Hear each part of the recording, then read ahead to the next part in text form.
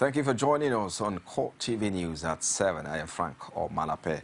The Graduate Internship Scheme, GIS, financed by the Shopee funds to reduce and tackle unemployment in Nigeria, has presented its scorecard on Monday. Our correspondent, Oluwaseyi Adegoke, has details. The target set out by the federal government in the transformation agenda is to reduce unemployment.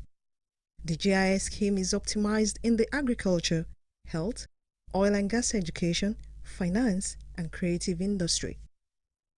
Chief Executive Officer Nigerian Export Promotion Council, Olusegun Awolowo, says more jobs should be created in the private sector through the scheme.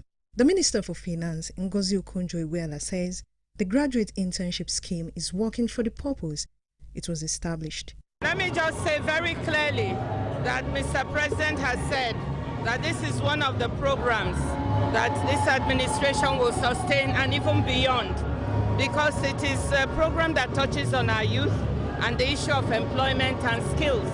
So even though the revenues have dropped, you know, we have to prioritize. And this program of the graduate internship is one that has been prioritized and will be maintained because it is good for our youth. And it serves the objectives of this administration, which is to focus on youth unemployment and try and get more of our children jobs. Some of the interns have this to say. For me, it has worked, and for so many others that I know, it has worked. It's just all about putting yourself, as in making yourself available and making it work out for you. We so much thank the government for providing this for us. At least it has made us to engage ourselves in something. Either we've been idle, we are still doing something, and we are practicing what we studied in school, which is very, very good for us. The organizers say the Shopee GIS scheme will continue to work to reduce and tackle unemployment in the country. Oluwaseyi Adegoke, CoreTV News, Lagos. President Goodluck Jonathan has condemned rumors making the rounds that he plans to put in place an interim national government instead of handing over to a democratically elected president on May 29 as treasonable. The president made his declaration at the opening mass for the plenary assembly of the Catholic Bishops' Conference of Nigeria held at Our Lady Queen of Nigeria Pro Cathedral, Gariki, Abuja. He went on to say the only interim national government that could be put in place was that of the military, which he added would not be accepted to the nation and the international community. Ordinarily, I don't like to make statements that will be considered political in the churches. I don't want to be accused for coming to campaign in churches. But because the bishop is eminence mentioned about the issue of interim government. Interim government is not known to the Nigerian Constitution. Unfortunately, as a nation, but fortunately, unfortunately, we don't have a constitutional court. We have only a Supreme Court that don't have powers to redefine our constitution. In countries that have constitutional courts, like what happened in Burkina Faso, they can define a kind of government depending on the challenges the country have. But we don't have that. And there's no way Goodluck Jonathan was elected by the people with a clear mandate will now go and head an interim government without a mandate. So the only interim government that anybody can contemplate is a military government, which of course will not be accepted because ECOWAS in the first place will not accept it. That's why we forced Burkina Faso to take the decision they took. AU will not accept it. The UN will not accept it. And Nigeria cannot be a pariah state at this present generation. So any insinuation about interim government, to me, is treasonable. And people are supposed not to talk about it. My conviction, and very strongly true, is that elections will be conducted as scheduled by INEC. Lagos State Governor Babatunde Fashola has described as malicious a statement credited to President Goodluck Jonathan that he was in Lagos to free residents from bondage. Fashola made his reaction while inspecting the proposed cemetery site along Lekki-Ekpe axis of the state. He says if truly residents of the state were living in bondage, the president will not have been able to spend 5 days in the state during his last visit.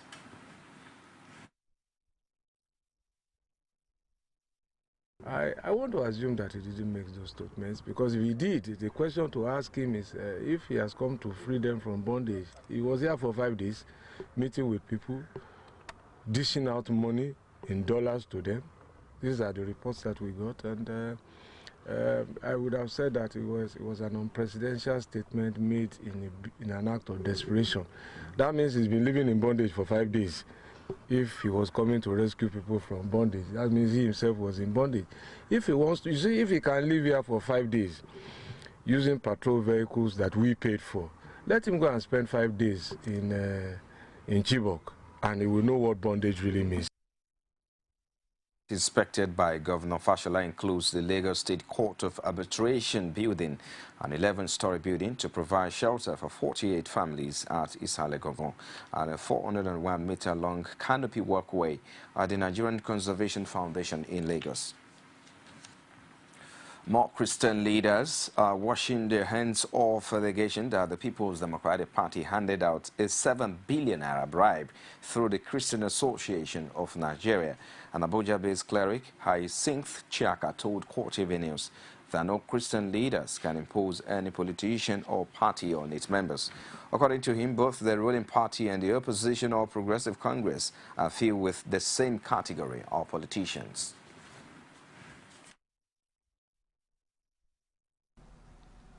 It will be difficult for any true man of God, and I want to say our fathers, to collect money from PDP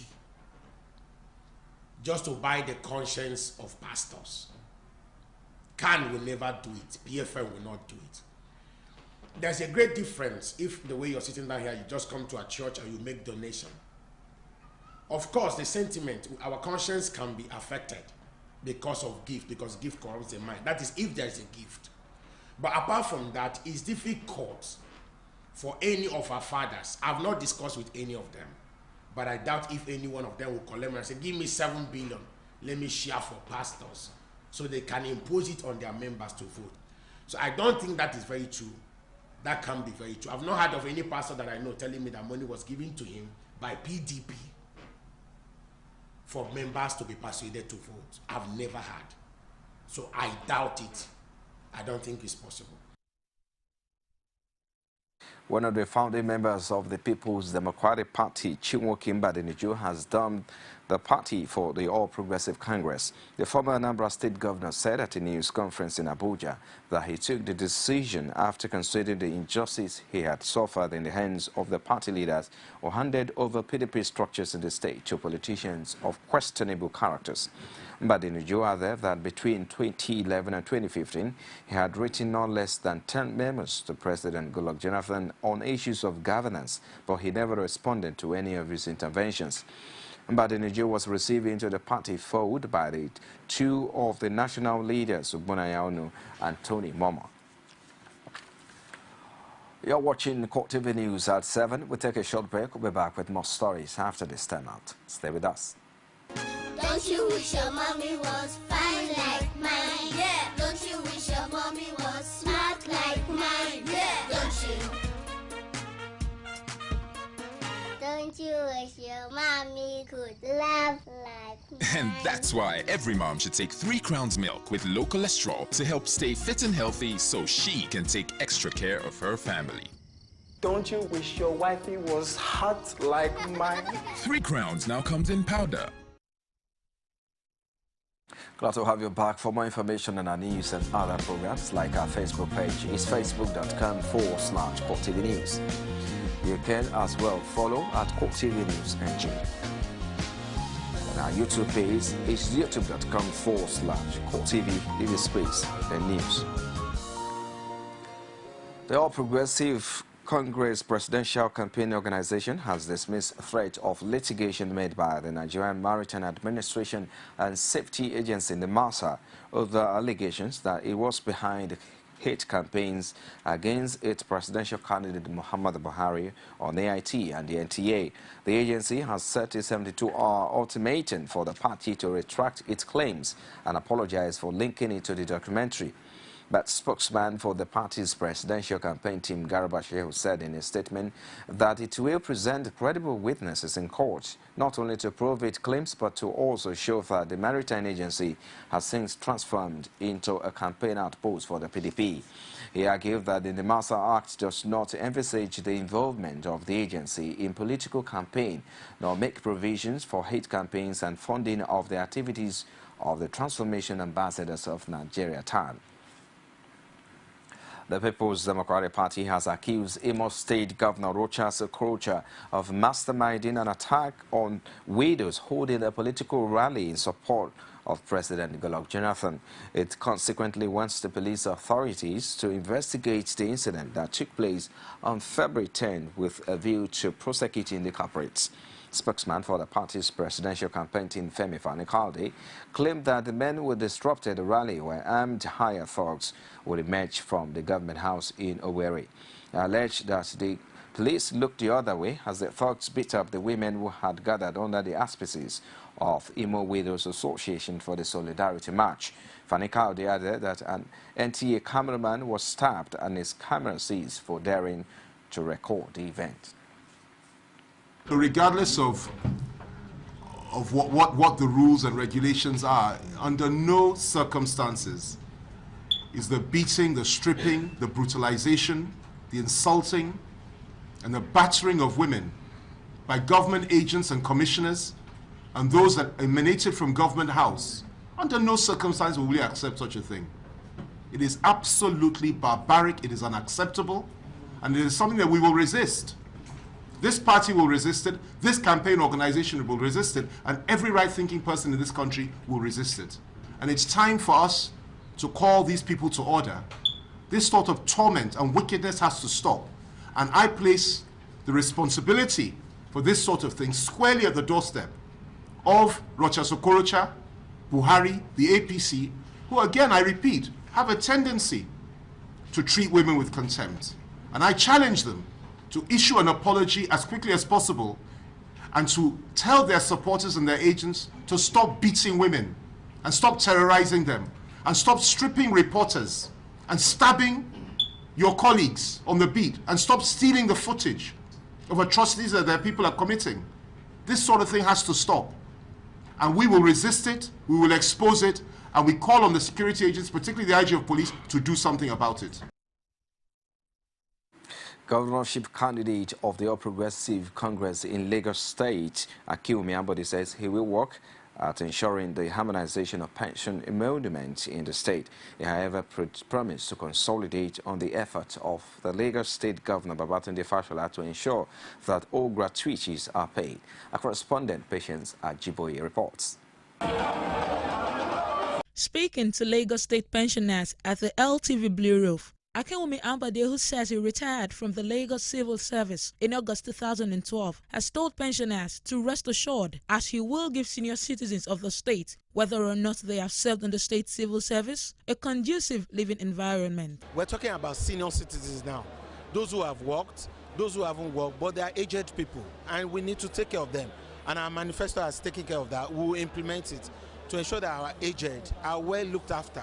And then, you know, for everything that is well, anybody that is beyond that age of maybe 65 and 70 should be able to have some kind of health care facility that we could give to them, and in other sectors to also help our aged ones to live that comfortable life that all of us want to live. Meanwhile, former governorship aspirant in the state, Ganiu Solomon, said in an interview that the date of elections cannot be tampered with as it is bound by law, describing it as treasonable felony. The Constitution of the Federal Republic of Nigeria, 1999, as amended, does not envisage any other thing than to have elections. So there is no way we won't have elections. In fact, the laws, the electoral laws plus the Constitution stipulates when you must have the elections. The last you must have the elections must be 30 days before the inauguration of the incoming government. When you start to talk about interim government, what's the meaning of that? It's not in the Constitution. In fact, in another clan, in another country, when you start talking about that, they should arrest you. One of the pensioners had this to say about the governorship candidate. We know him. We are very close to him, and we have been having heart-to-heart discussion with him. He's a man of trust. He has the opportunities. He has the means. He has been able to display his understanding long time ago. He's an experienced and expert accountant in the field of this area. So we know better will be accepted for him. It's good for it. The shift in elections may indeed be a blessing in disguise, as it has afforded aspirants the opportunity to meet with more people and preach the gospel. Patience Ajiboye, CoreTV News, Lagos. Following the allegation raised by the Ogun State Governor Bikuli Amosu that the Independent National Electoral Commission, INEC, is intentionally holding PVCs in Ogun State, thereby making Ogun State one of the states with the lowest rate of PVC collection. The Committee for the Defense of Human Rights in Ogun State has taken it further with a courtesy visit to the INEC office in Abeokuta to lodge their complaints and ask for a resolution to guard against disenfranchising the people. Correspondent Olajumoke Olatuji has more. The low level of PVC collection in Ogun State, which has generated different reactions from different quarters, was taken a notch higher with the statement of Ogun State government Bikuli Amosu on the presence of over 600,000 alleged alien cats in the state. With this in mind, the Committee for the Defense of Human Rights to the peaceful protests termed a courtesy call by the group to bring home its points to the INEC's Resident Electoral Commissioner on the need to make the right cards available to the right people. Folarin Ayinka, the group's leader in Ogun State, says INEC must do the right thing to ensure the people are not disenfranchised. We have come here to shout on the INEC, not to disenfranchise the eligible voters in Nigeria. We have come here to say no to ordering of our permanent voters card. We have come here to ask from the Independent National Electoral Commission, INEC, what is the sin of Ogun State people that the card was not released? He also challenged the Commission to justify the level of distribution of PVCs in some northern states under Boko Haram, and how it's been able to record the highest distribution percentage from states that are peaceful, like Ogun State. All agree with me that Ogun State has been a peaceful state for quite some years.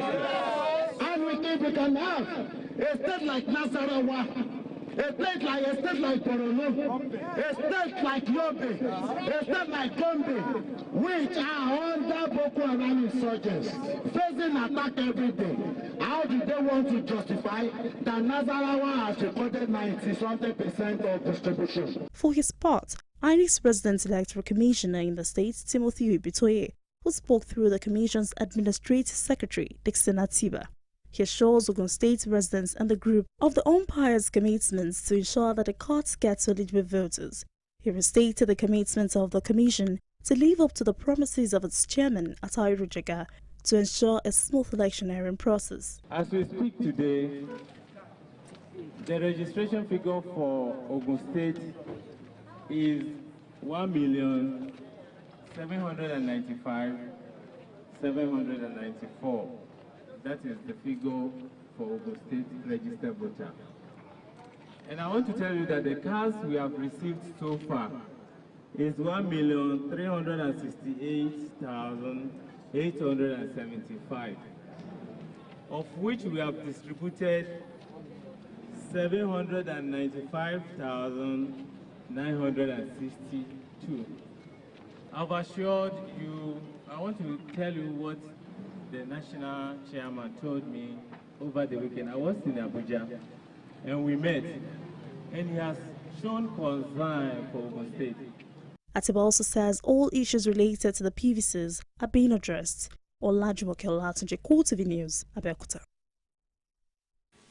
The Royal Institute of International Affairs, better known as Chatham House, London, has confirmed that presidential candidate of the All Progressive Congress, General Muhammadu Buhari, will be speaking at its event built for Thursday, February 26 in London. A post of the website of Chatham on Monday disclosed that General Buhari, who is on a working visit to the United Kingdom, will be speaking on the topic prospect for democratic consolidation in Africa, Nigeria's transition. The program, to be chaired by former British High Commissioner to Nigeria, Richard Gozini, and will commence at 10 a.m. London time and last for just 1 hour.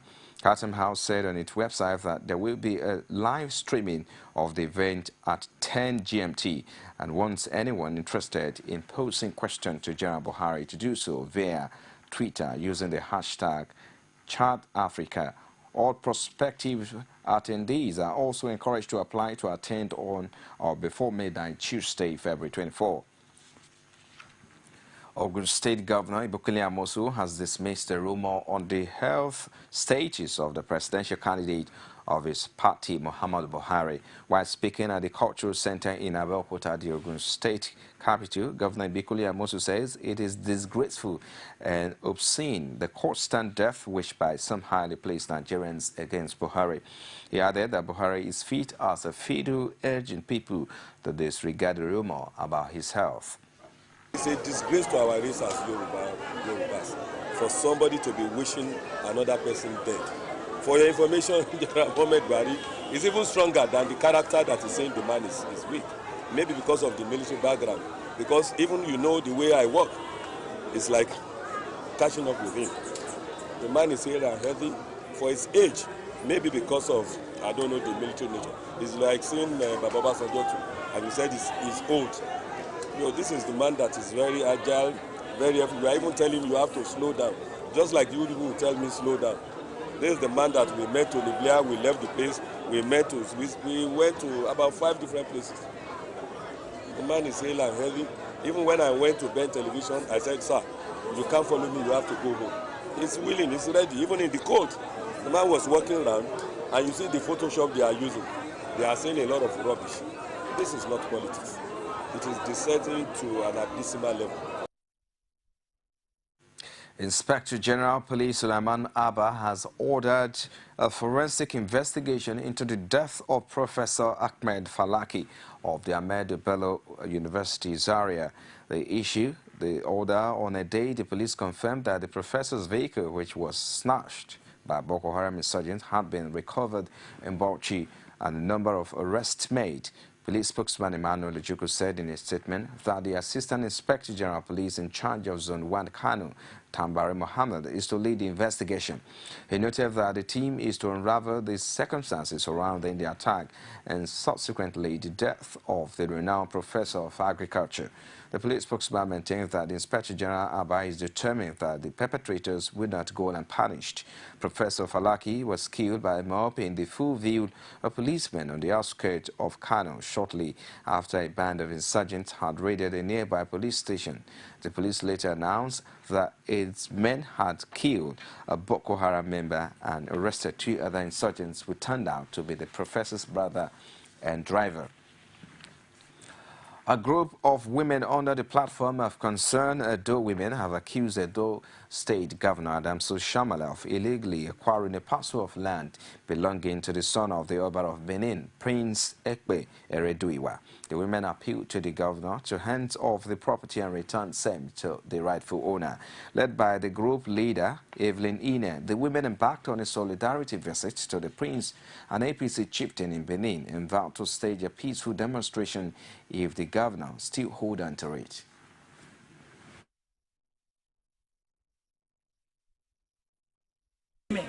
We know women, we don't fight.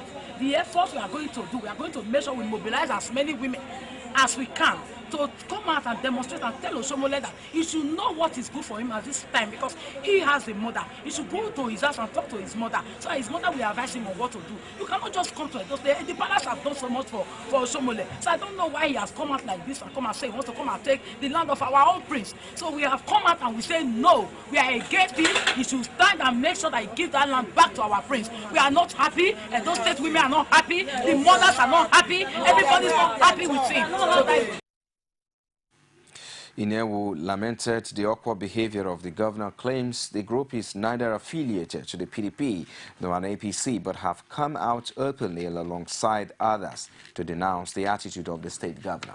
APC, I don't belong to PDP. We are concerned Edo women. Concerned Edo women. Concerned Edo women. This is not a political fight. It is not a political issue. issue. It is not a religious issue. For the fact that you know that this thing is not good, we have to come out and say if we are against it, that we don't like it, we must stop it. Meanwhile, the Edo Commissioner for Information, Louise Odion, have however dispelled that allegation that the land belongs to the prince, saying at no time did the governor threaten the prince. Well, and that's a wrap on CoreTV News at 7. Many thanks for watching. I am Frank Omalape. Do join us at 9:45 p.m. for our primetime bulletins.